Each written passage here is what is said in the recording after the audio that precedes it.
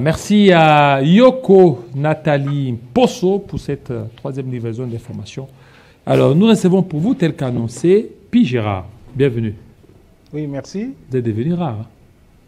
Non, mais je suis là. Non, mais tu manques beaucoup d'argent, beaucoup de préoccupations, même pour prendre les téléphones, c'est tout un problème. Non. D'abord, merci Jade et Jean-David.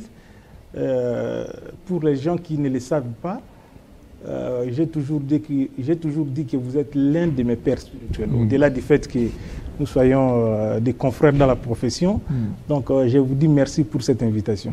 Non, c'est pas que je ne prends pas les téléphones, non. Je prends les téléphones. Vous savez que nous causons avec vous.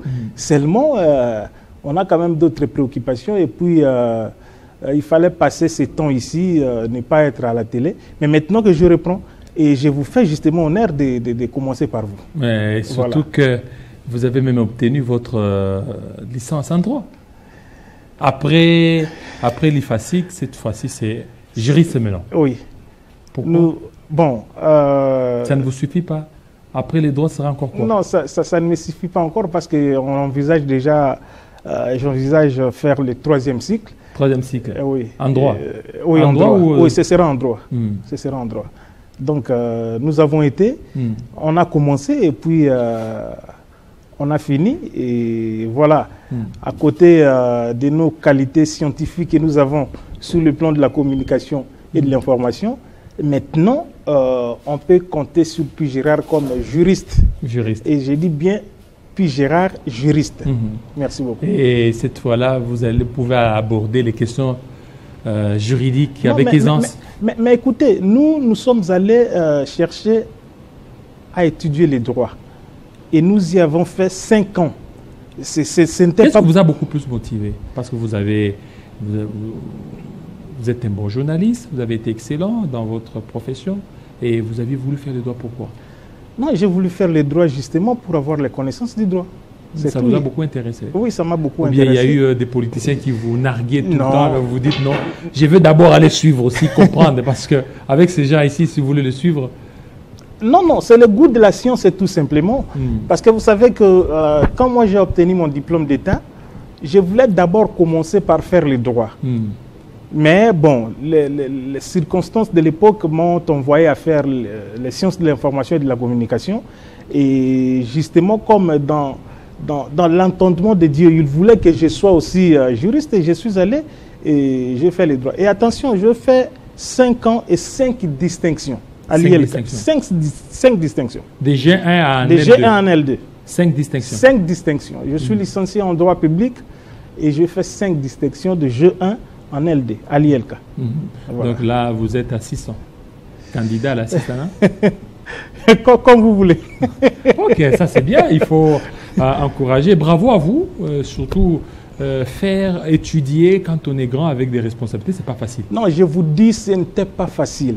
À chaque fois qu'il faisait 14 heures, vous êtes au bureau, vous êtes en train de suivre tel dossier pour le travail, tel dossier pour la RTNC, tel dossier pour ça, mais vous êtes obligé d'y aller. Et vous savez, nous, il faut le dire, hein, on est quand même des personnalités publiques. Quelqu'un vient, il vient étudier, oui, mais il cherche à voir est-ce que Pi Gérard est là. Vous voyez? Voilà. Et c'était comme ça. C'est vraiment quelque chose qui a été obtenu sous le prix du sacrifice. Facilité pour que vous fassiez les 5 distinctions, votre notoriété, votre... en fait, vous êtes très connu et c'est là... Non, tout de suite, non. Il n'y a pas de complaisance? Non, il n'y a pas eu de complaisance. Vous pouvez aller faire une enquête sur l'ILK, on vous le dira. J'ai appris comme tout le monde, j'étais étudiant comme tout le monde. Bon, vous savez, je suis toujours avec ma petite modestie là. Et puis, on a étudié comme tout le monde. Et je vous informe ici que mon maître, mon directeur, c'est le professeur Jean-Louis Sambo qui a dirigé mon mémoire pour la licence. Pour la licence. Voilà, alors toutes les bonnes choses et bienvenue dans le monde deux juristes. Je vous ai rejoint maintenant. Et puis Gérard, effectivement. Parce qu'il faut dire que vous êtes juriste aussi. Voilà. Juriste, effectivement. Bienvenue. Puis Gérard, en plus, merci. Vous avez plusieurs casquettes. Vous êtes aussi administrateur au niveau de la RTNC. Je suis mandataire public. Ça grogne là-bas. Qu'est-ce qui se passe? Oui. Bon, vous savez, vous me posez la question sur la RTNC. Jean-David, je vous dirais que la RTNC a certes des problèmes, comme toute autre structure publique qui est appelée à fonctionner, qui est appelée à avancer, comme dans toutes les autres structures que nous avons. Mais nous avons des problèmes qui concernent d'abord l'ordre général, les problèmes des salaires, les problèmes de fonctionnement, les problèmes des gens qui si vous êtes malade, tout ça, ça rentre un peu dans ce cadre-là. Mais pour l'événement qui venait de se passer ici, vous serez peut-être surpris. Je ne sais pas la question que vous me poserez, mais je vous dis tout de suite que la direction générale de la RTNC n'est pour rien dans tout ce qui s'est passé. Nous avons deux institutions, enfin, si vous voulez, deux structures qui siègent et qui dirigent la RTNC. Nous avons le conseil d'administration, où je suis membre, et nous avons la direction générale. Nous avons la direction générale qui est composée du directeur général et du directeur général adjoint. Qu'est-ce qui se passe finalement à la RTNC? Sur le plan salarial, je voudrais que je le dise une fois pour toutes. Et vous m'avez si bien dit que je suis aussi un des dirigeants de la RTNC. Parce que Makambo, ceux qui ont ticket Keboye, ils ont risqué que les gens croient que ce que les amis ont fait là, c'est justement ça tombe sur la tête de la direction générale. C'est faux, je vous dis bien. Le salaire au niveau de la RTNC ne connaît aucun retard. Oui, mais il dit c'est un salaire de misère. Non, écoutez, oui, un salaire de misère, bien sûr. Un salaire de misère. Ça, je vous l'ai dit. De nous tous ces six-là qui avons été nommés par le président de la République, je suis le seul qui est de la RTNC. Hein? Les autres viennent d'autres structures. Moi, je suis de la RTNC. C'est-à-dire, je suis en train de voir les choses parce que même si à la fin de nos mandats, justement, moi, je resterai et que je dois continuer à faire des choses dans le sens qu'on puisse retrouver cette structure à la place qu'il faut. Mais maintenant, vous dites les salaires de misère. Ah, effectivement, là c'est un autre problème. Mais je reviens sur les salaires, les misères là, est payé régulièrement en temps réel. Il n'y a aucun personnel ou aucune personne ou aucun agent de la RTNC qui est en retard de son salaire de misère que vous avez dit là. Mais c'est un salaire. Mais maintenant, le problème se trouve au niveau des 16 mois. On présente mal les choses par nos amis syndicalistes. 16 mois. Et on présente mal les choses. Les 16 mois, est-ce que les 16 mois sont les 16 mois de salaire ou les 16 mois d'une autre chose? Ce sont les 16 mois du 25% de nos salaires qu'on appelle Maboko Bank. Vous comprenez? Qu'on appelle Maboko Bank, 25%. Qui ont été octroyés aux agents de la RTNC. Voyez-vous? Maintenant, ça fait 16 mois. Au mois de janvier, on avait signé pour 4 mois.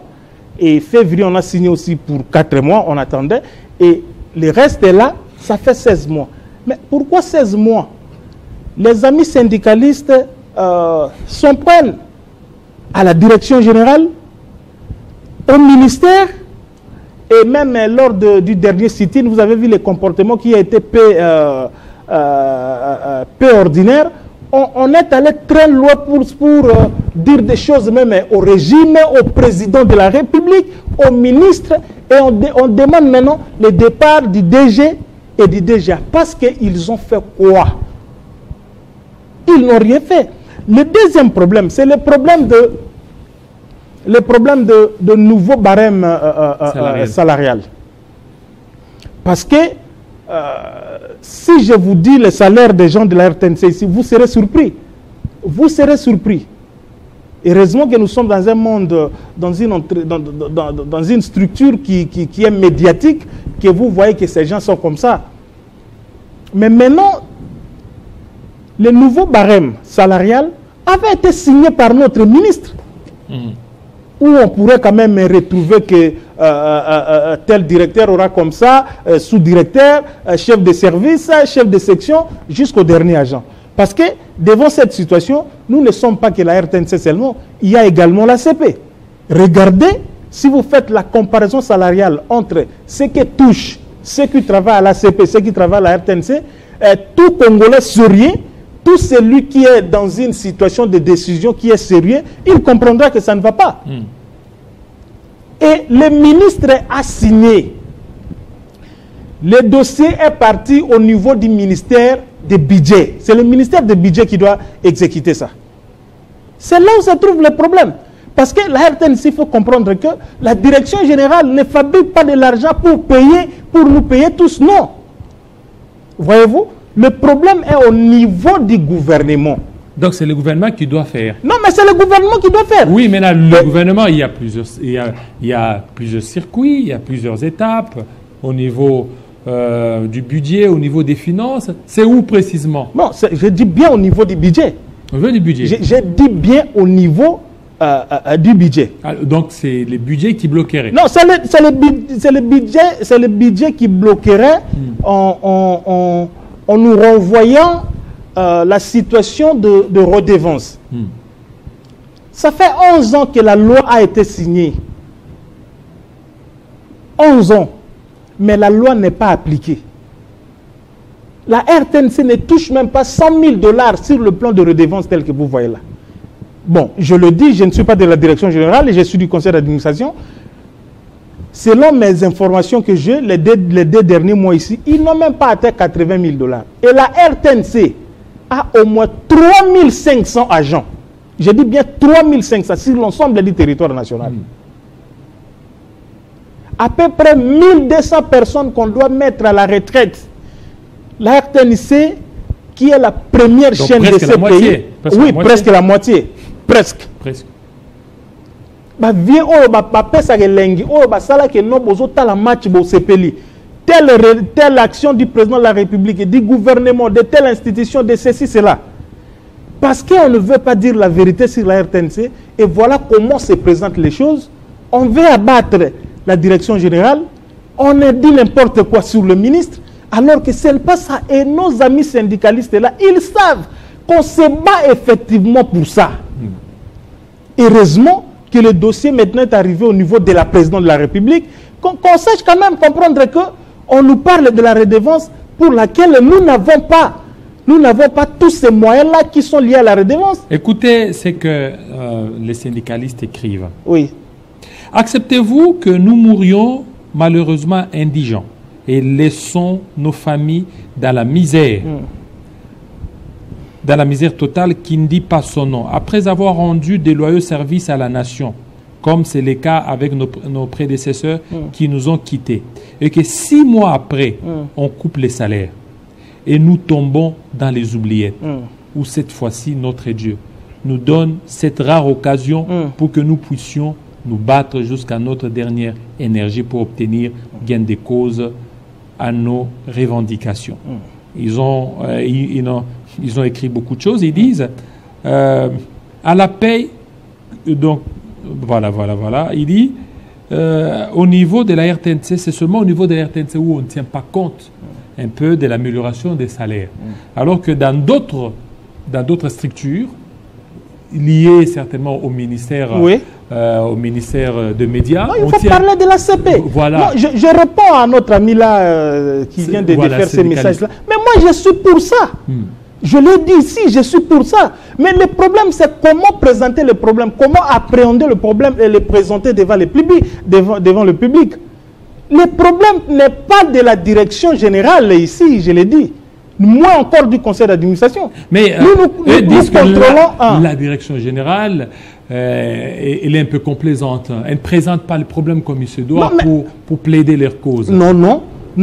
Le problème ici, c'est augmenter les salaires par rapport au nouveau barème salarial proposé.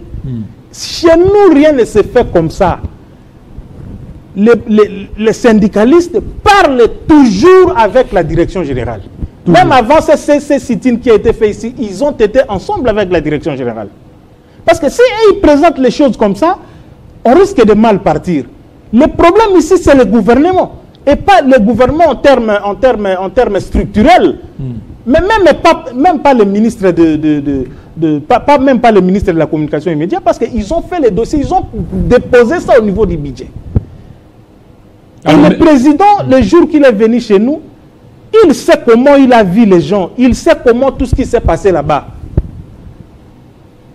Nous avons l'ACP qui est notre jumelle, hein, si je peux dire ça, jumelle ou jumeau. Mais regardez quand même la situation des gens qui sont à l'ACP. C'est différent de ceux qui sont à la RTNC. Donc que le gouvernement nous écoute ici quand même. Hein, que le gouvernement nous écoute ici. Oui, mais vos revendications, il fallait que le ministre des tutelles aille le présenter même au niveau du Conseil des ministres, chose qui n'a pas été faite. Non, mais le ministre...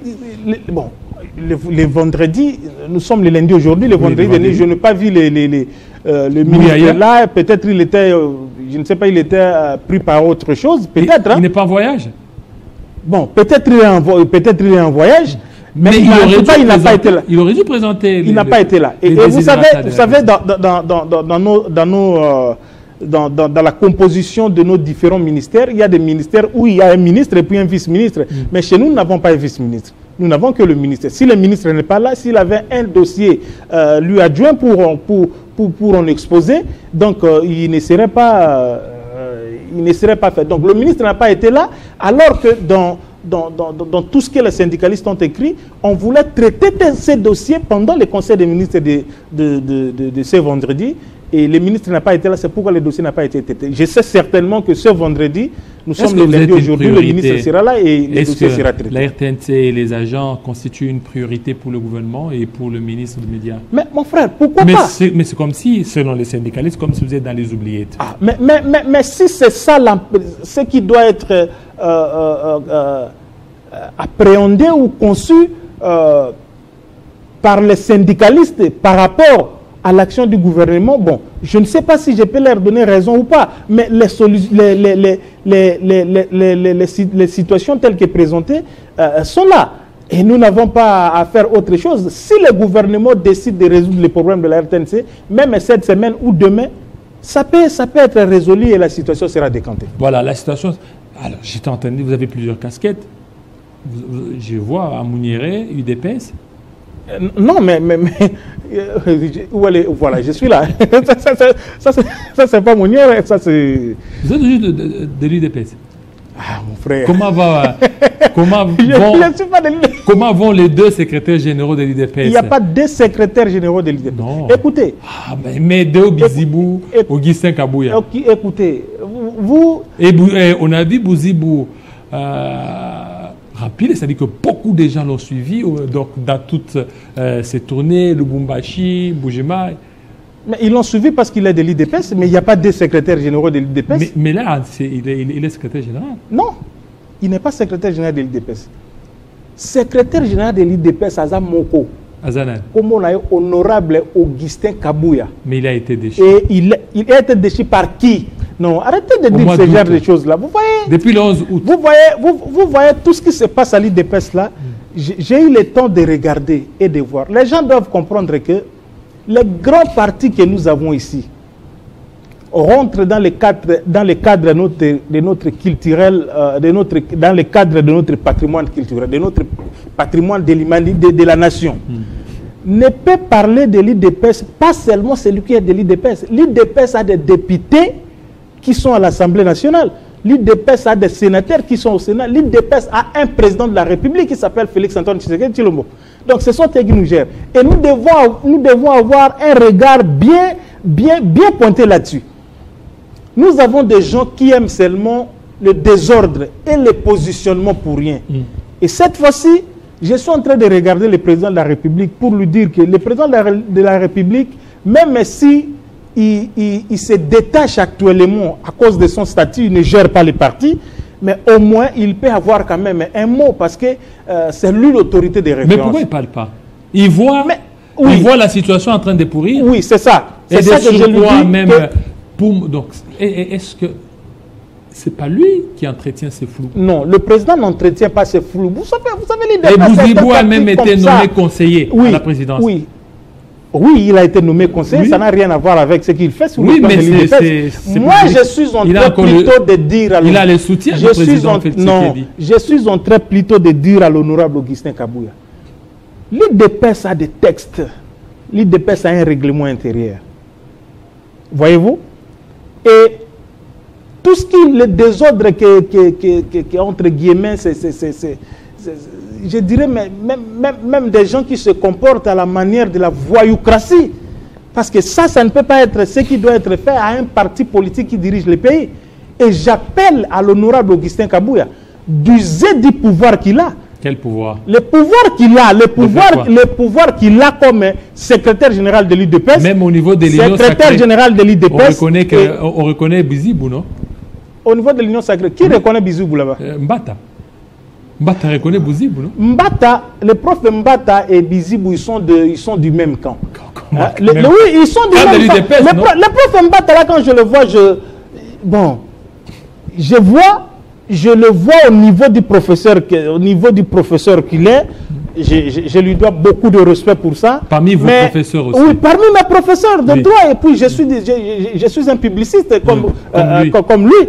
Voyez-vous? Mais quand je vois le prof Mbata entrer dans cette bêtise ici, je regrette sincèrement. Je regrette sincèrement. Le prof Mbata sait comment il est venu à l'IDPS, d'où il était, comment il est arrivé à l'IDPS. Et qu'est-ce qu'Augustin Kabouya a fait pour lui? Alors qui est derrière Bouzibou? Mais c'est tout ça, le Mbata là, tout ce que vous citez là. Parce que quand vous me posez la question, vous voyez Augustin Kabouya seul, vous voyez tous qui sont derrière lui. Alors, c'est pourquoi je dis le président AI de l'IDPS, Augustin Kabouya, le secrétaire général, qui jusqu'ici n'a pas été destitué. N'est pas destitué, malheureusement. Vous êtes en train de cogérer l'IDPS avec... Non, il ne cogère pas. Mais vous, il ne cogère pas parce que lorsqu'il s'agit des actes officiels, qui prend ça? C'est Bouzibou ou bien c'est Augustin Kabouya? C'est Augustin Kabouya qui prend ça. Et le président reconnaît qui comme secrétaire général, comme président AI de l'IDPS? C'est Augustin Kabouya. Donc Augustin doit se revêtir de ses pouvoirs et commencer à sanctionner maintenant. Sanctionner, il doit commencer à sanctionner. Il va sanctionner? Oui. À ça, le pouvoir, on a sanctionné. On a sanctionné parce que ça commence à prendre une blague de mauvais goût. Une blague de mauvais goût. Alors, est-ce que... Je vous ai quand Augustin Kabouya souffrait de l'IDPS là, Namboka Oyo, Toyebi. Mais il n'est pas le seul.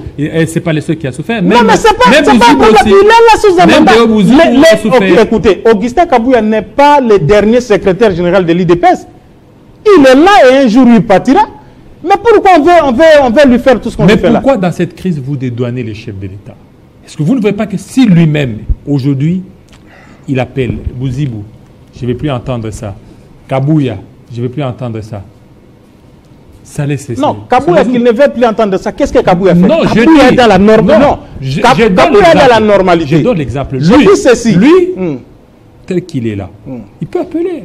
Soit il appelle Bouzibou, soit il appelle Kabouya. Parce que vous n'allez pas non plus exclure Bouzibou. Non, ne l'explique pas. Donc, le chef peut aussi appeler et dire que Kabouya, tu as beaucoup servi les partis, mais toi, des côtés, laisse la place à Bouzibou. Et tout le monde doit se relier. Si le président le dit, alors on va se soumettre. Alors, ça, le problème. Non, on va se soumettre. Mais le président n'a pas dit ça, malheureusement. Alors maintenant, le président Tshisekedi n'a pas dit ça. Est-ce que ce n'est pas lui qui entretient ces bicéphalismes? Non, ces bicéphalismes pour qu'il gagne quoi? Pour que le président gagne quoi? Alors maintenant, pourquoi il laisse... Pour que le président gagne quoi? Pourquoi il laisse cette crise? Non. Pour que le président, je réponds d'abord à la première question. Pour que le président gagne quoi? Le président n'a rien à gagner là-dessus. Seulement, nous voudrions rester ceux qui observent quand même les méandres de la loi. Le président, certes, il est issu de l'UDPS, il a été élu pour le compte de l'UDPS, mais pour le moment, il n'a aucun pouvoir sur l'UDPS. Maintenant, on doit considérer que le monsieur là, comment il s'appelle? Bouzibou? Comment il s'appelle? C'est votre secrétaire général. Non, comment il s'appelle? Non. Oui, Bouzibou, par exemple, il est dans le désordre. Il est dans le désordre. Deogracias Bouzibou. Oui, Deogracias Bouzibou. Il est dans le désordre. Et s'il continue comme ça, moi je crois que le secrétaire général Augustin Kabouya peut les sanctionner. On va voir qu'est-ce que lui... Alors pourquoi il ne les sanctionne pas? Est-ce qu'il a le pouvoir de sanctionner son congestionnaire? Pas son congestionnaire. C'est vous qui classez tous ces mots. Alors maintenant, aujourd'hui, selon vous, qui peut remettre la confiance au sein de l'UDPS? Qui peut remettre maintenant la confiance au sein de l'UDPS, d'après ce que moi je pense et j'imagine, je crois que c'est le président de la République. C'est lui. Même s'il n'est pas celui qui gère le quotidien, mais il a l'autorité de référence. C'est pourquoi je dis que le président doit penser quand même à cela. Doit penser à cela, parce que tout ceci qu'on a de gauche à droite, ça retombe sur lui. Et en plus, ça retombe sur lui. Vous combattez le président de la République. Ce que vous faites, ce que l'UDPS fait, il combat le président. C'est que le président est combattu en intérieur comme à l'extérieur. Voilà la perception que vous émettez maintenant. Voilà la perception que vous donnez maintenant. Ça vous affaiblit. Et on voit aussi Batongo pe atana yomoko. Bouzi Boula, Augustin Boutiebo, vraiment, atana yomoko. Soyons quand même mais il a fait une démonstration au niveau de Lubumbashi. Non, mais il a fait cette démonstration parce qu'il est de l'UDPS. Vous ne comprenez pas ça. Oui, mais pour montrer que lui aussi il pèse. Bon, s'il pèse, c'est parce qu'il est de l'UDPS. Moi, je crois qu'à un moment donné, on doit nous faire départir de cette manière de présenter l'UDPS comme si c'était un parti désordonné. Alors que l'UDPS n'est pas un parti désordonné. L'UDPS n'est pas un parti désordonné? Non, n'est pas un parti désordonné. Un parti qui a des structures, un parti qui a des organes, un parti qui a une architecture dirigeante, on ne peut pas dire que c'est un parti désordonné. Mais quand nous avons tout ce qui se passe, quand nous voyons tout ce qui se passe ici, je pense que... D'abord, on reproche quoi à Augustin? Bon, c'est vous qui posez des questions. On reproche quoi à Augustin Kabouya? Mais vous connaissez. On le reproche quoi? Mais vous connaissez. Vous connaissez? Non, moi je ne connais rien. Je ne connais rien. Augustin, là, il a travaillé, il travaille. Ezaka mutema mabe ya bateau balingi ke ya zalate. Mais bazela qu'on a jusque là où le moment pourra s'en servir pour qu'il parte. Il peut pas démissionner. Bon, la démission c'est un acte très personnel.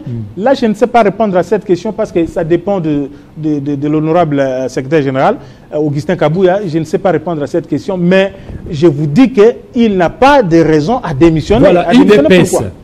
Vous parlez de l'UDPS. Regardez tout ce que l'UDPS a proposé comme gouverneur des provinces.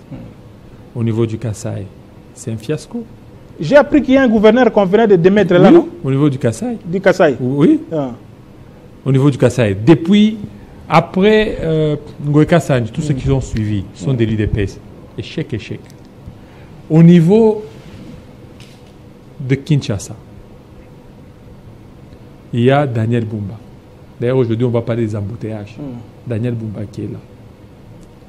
Est-ce que vous êtes fiers des castings de l'UDPS?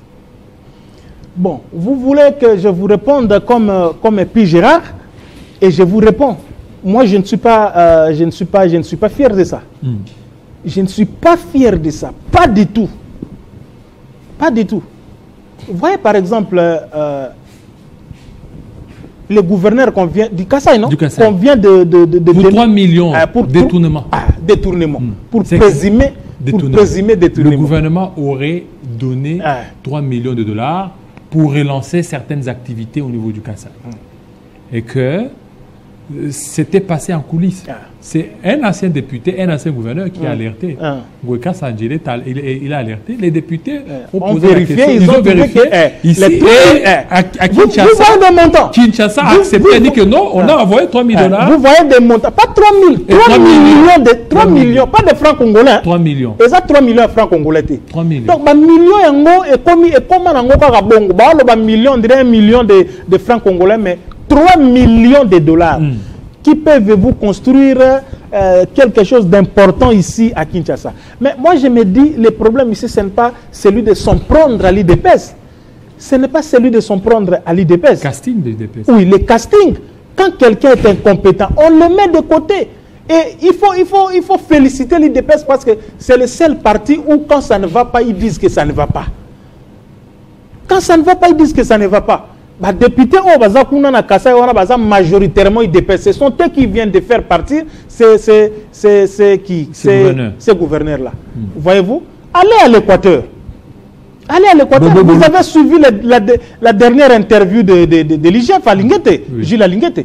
Il a dit presque dans toutes les provinces ici, on a fait que voler de l'argent. Il y a l'interview là, non? Dans toutes les, il a cité, il a dit des provinces où Zangi Kalobi qui baïbi mbongote. À l'Équateur là chez moi, hein, Bobo Boloko a presque détourné aussi. Il a cité que non, Bobo Boloko a détourné l'argent. Et vous avez suivi l'interview qu'on a placée ici où Bobo Boloko avec son ami quoi, Azotuna, Bato a placé Bango Ate, chef de cité dans une interview téléphonique. Nathalie Bonavi Nzambirangai. Qu'est-ce que ce pays a fait finalement? Ate, oui, ok, Ate. On a pas ça, mon le baki. Mais regardons, on gère le pays et tout ça. On regarde des bateaux, et puis les gens disent que oh, on a Zabou. Non. Quand l'IDPS, ça va. Quand ça ne va pas, l'IDPS, à commencer par son secrétaire général, dénonce. C'est ça l'avantage que l'IDPS a. Ceux qui batouana, et Zabato, incompétents, on les met de côté et on place les personnes. Mais trop de détournements. Je ne sais pas encore. Hein? C'est quoi trop de détournements avec UDPS? Non, c'est pas seulement l'IDPS. Ça, c'est un problème qui concerne les Congolais. Les Congolais, c'est un problème qui concerne les Congolais d'une manière générale. Quand vous dites l'IDPS, le PPRD, il n'y a pas eu de détournement? Il n'y a pas eu de millions. Le PPRD, mais pas des millions. Pas de millions. Hein. Pas de millions. Arrêtez de nous dire ça.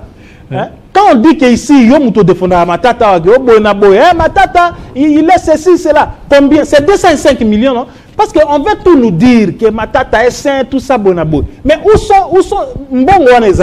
moi, la question que je me pose, c'est ça.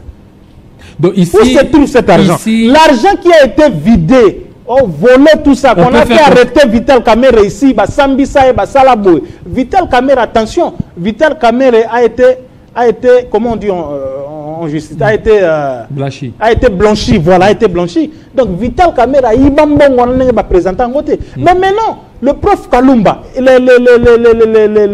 le maître, comment il s'appelle, ceux qui étaient les avocats de la République là, Mbongo Balobi ke Bungana, Mbongo Zawapi.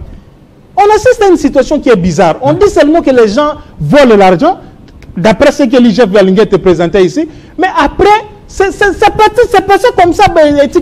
Mais Nicolas Kazadi dit que non, ça dit que Eza Bambong d'abord Tolier, Nan, et puis va projet après. Non.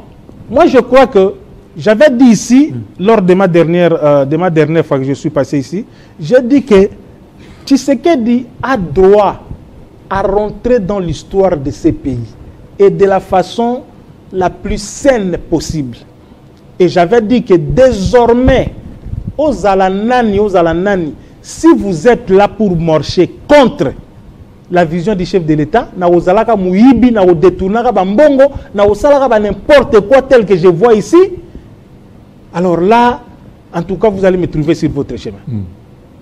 Parce que le président Tshisekedi n'est pas l'éternel président, mais il est là, il travaille pour le pays.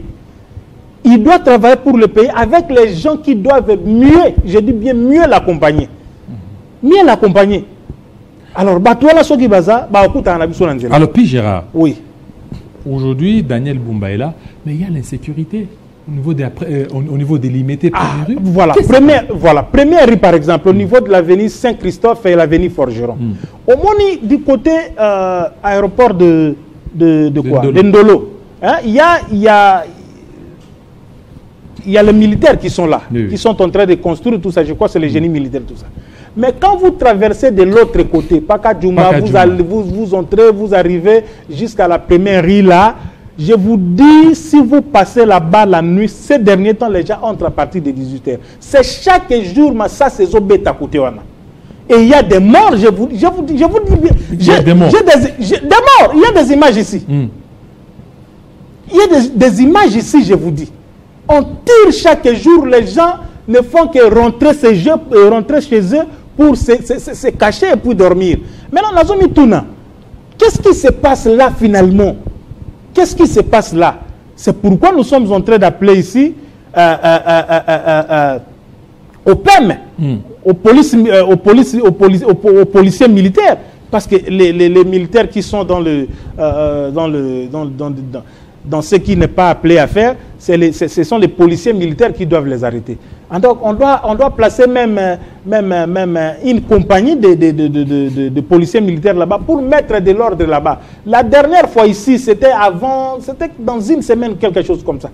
Il y a eu un militaire qui est venu, qui a, je ne sais pas, ils avaient, si c'est quoi là, il a voulu prendre le téléphone d'une femme et le garçon là, l'a tabassé ici, l'arme est tombée, ils ont pris l'arme, ils ont jeté ça, et ils ont battu ces militaires, c'était presque à mort. Et les autres sont venus, ils ont commencé à tirer là, vous ne pouvez pas imaginer. Alors nous sommes où là? Hein? Nous sommes où là? Les militaires doivent quand même se comporter en militaire parce qu'ils ont une mission précise. Ça, je lance l'appel au gouverneur et au commandant de la région de Kinshasa pour qu'ils puissent envoyer les policiers militaires là-bas et mettre de l'ordre là-bas. Puisqu'on parle de l'insécurité, il y a aussi ce phénomène des chégués, oui. Des motards. Oui.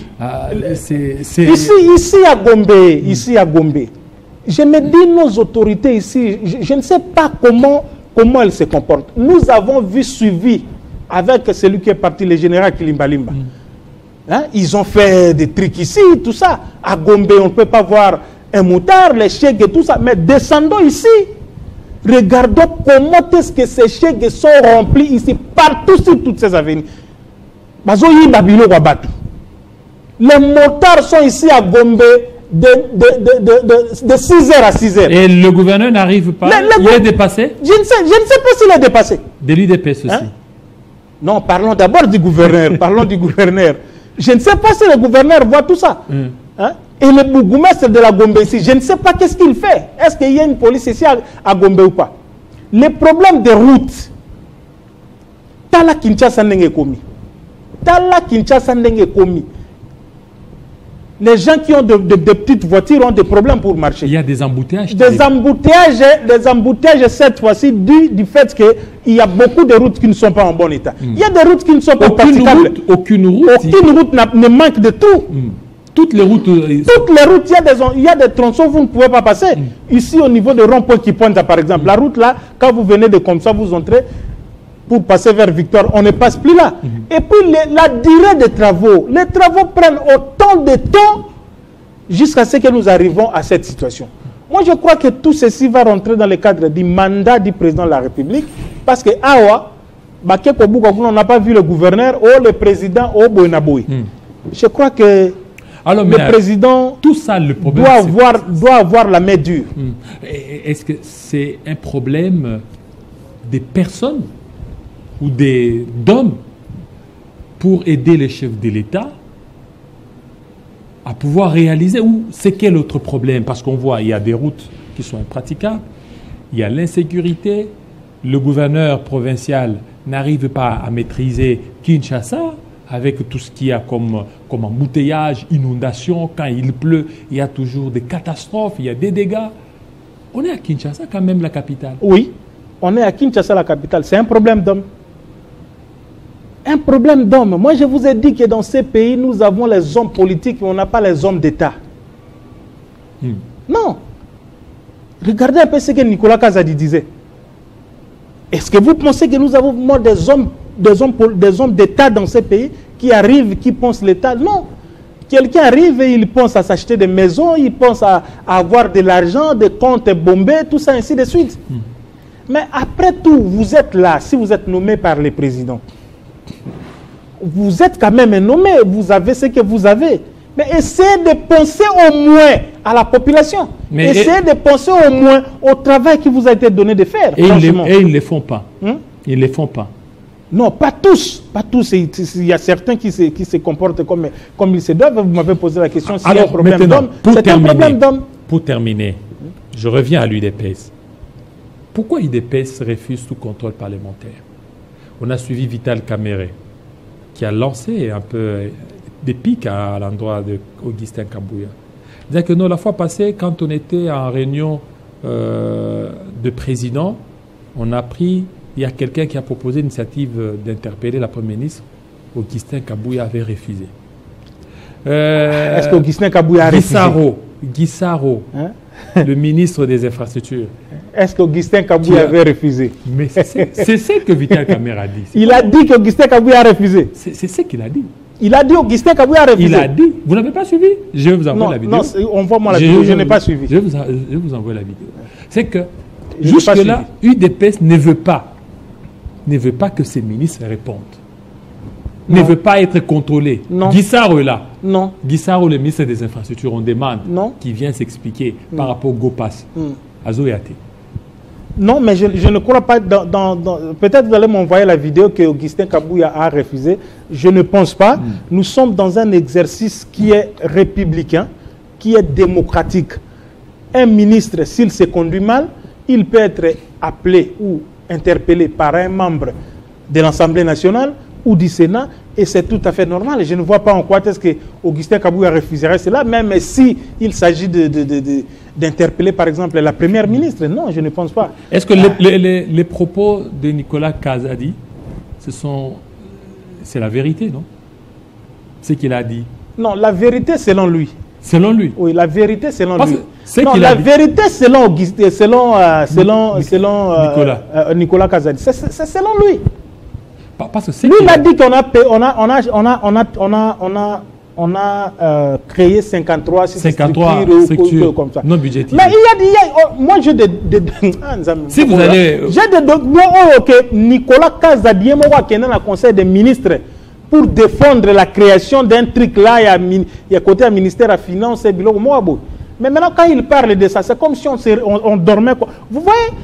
Écoute, moi je suis spécialiste, nous sommes spécialistes en communication. Vous savez, la communication de Nicolas Kazadi là, c'est parce qu'il s'agit de Tshisekedi. Il s'agit bien de Tshisekedi. Regardez des choses qu'il est en train de dire. Mais quand il était ministre, pourquoi il n'a pas dit cela? Quand il était là ministre, pourquoi il n'a pas dit cela? Cette sortie a précipité la retraite de... Non, la retraite de Gilles Alinguet était quelque chose de bien préparé, bien avant. Ce n'est pas par rapport à Nicolas Kazadi. Oui, c'est tombé juste après cette sortie. Bon, c'est tombé, mais c'était déjà une mesure bien préparée qui était là. Moi, je crois que nous devons avoir des hommes qui doivent être des hommes d'État, qui doivent être des hommes réfléchis, qui réfléchissent. La République. La République. Hein? Voilà. Alors, Nicolas Kazadi ne peut pas prendre des gens comme Batoumo Karaboye, il vient, il dit des choses, il raconte des choses et puis on l'applaudit. Non. Dans ce qu'il a dit, effectivement, il y a des choses vraies, mais il y a des choses Voilà, merci beaucoup. Alors, Glody, voilà. C'est fini. Je voulais revenir sur la RTNC. Voilà, allez-y. Pour faire passer un message que la direction générale n'est ici pour rien. Le nouveau barème a été signé par le ministre de tutelle et il a été amené au niveau du ministère du budget. Les 25% ici qu'on appelle Maboko Bank, en réalité qui peuvent être considérés comme des suppléments salariaux ou des primes, voilà, doivent être payés, que le gouvernement débloque cet argent. Le plus vite possible. Le plus vite possible. Parce que ça risque entreprise, établissement, sans la RTNC, tout ce qui se fait ici, donc nous disons aux syndicalistes de suivre la procédure, qu'ils cessent de se disperser de cette façon-là, l'action serait mal partie. Qu'on laisse la direction générale faire son travail, parce qu'avec ça, nous savons qu'il y a des tiraillements politiques là-dessus, il faut le dire. C'est des tiraillements politiques où on veut tel à Kende, tel à Salaboé, mais on travaille pour le pays. La direction générale n'a rien à voir, parce que ce n'est pas la direction générale qui fabrique de l'argent. Je vous ai évoqué des problèmes ici, des gens qui doivent être retraités, les problèmes de redevance ici, et le problème de ce nouveau barème salarial qui se trouve au niveau du ministère du budget. Que les gens se calment, comme la question est arrivée au niveau de la présidente de la République, certainement, on va trouver une solution. Voilà, merci à toi, Pi Gérard, surtout de votre franc-parler. Nous aurons pour parler encore des détournements. Non, cette fois-ci, je suis là. On a suivi encore. En tout cas, chaque lundi, je serai là. Voilà, on a suivi la dernière sortie, donc le dernier communiqué du ministère de Justice, avec cette histoire des 39 millions. On va revenir, on va revenir. Ah, avec Constant Moutamba. Constant Moutamba. Ah, oui. Bon, lui, il a déjà lancé son communiqué, mais Senaref aurait bloqué. Bon, on va revenir là-dessus. Alors, merci beaucoup. Merci. Alors, joyeux anniversaire à Claudine Tambois. Claudine Tambois, jeune frère d'Héritien Tambois, merci. Oh, c'est celui-là? Il ressemble à son jeune frère, hein? Merci. Et à son grand frère. Voilà, Claudine Tambois, merci, merci à toi, Glody. Je suis aussi fan de toi, tel que ton frère m'a dit que tu es fan de moi. Merci à toi, Glody. Que du bonheur à toi, jeune frère. Prospère à tous égards. Que Dieu te soit favorable. Merci beaucoup. Je pense que toi aussi, tu es l'homme des Maasai. Maasai, comme ton grand frère. Maasai. Merci, merci beaucoup de très bonnes choses à toi. Et que Dieu te soit favorable. Encore bonne nouvelle ce matin, c'est la naissance de Akazael Mwelo. La naissance d'Akazael Mwelo. Notre régisseur Kadi Mwelo est devenu papa. Hier, il a reçu une fille bien heureuse, sans complications. Nous disons merci à Dieu. Akazael Mwelo, Kadi Mwelo.